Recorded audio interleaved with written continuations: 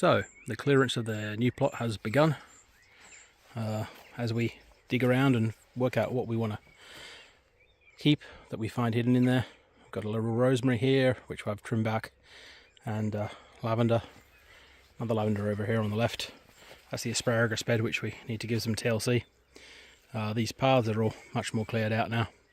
That big shrub, which turns out to be a lilac, I've thinned out. I am not too enamoured of its existence, but it can stay for the moment until it gets in the way. Found another gooseberry bush down here. That's kind of cool. Whoop. And I've been trimming these pear trees as well. I think I'll work to espalier them. That pallet fence will go. It's a couple of sort of cage beds full of weeds on the left here. The tyre garden, exciting. I've kept a couple of teasels just because they're kind of cool. And this is where that big fluffy blue flowered bush was, but it's just a stump now.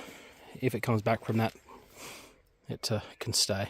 But again, it's not a food plant, so I'm not too fussed. That's a conference pear, but we haven't found a label on the other one.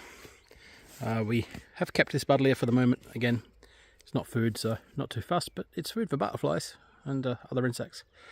So until it gets in the way, it can stay. We have removed a couple of others. There's a robin saying hello. Robins love this sort of work. It's like, oh, all the food. It's a robin smorgasbord. Anyway, yeah, so this is where this summer house thing was. We're actually quite thankful that some people removed it because it gave us a great staging point into the plot. And you know, that's how we've just taken out a bit of fence there for now.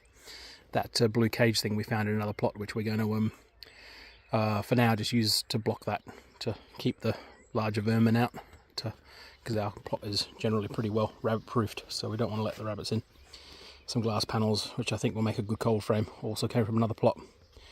And yeah, the last thing Kat's been doing is trying to get into that bit of rainforest back there, and we have a total rainforest of raspberry canes here, so it's a lot to do still, but it's looking pretty good.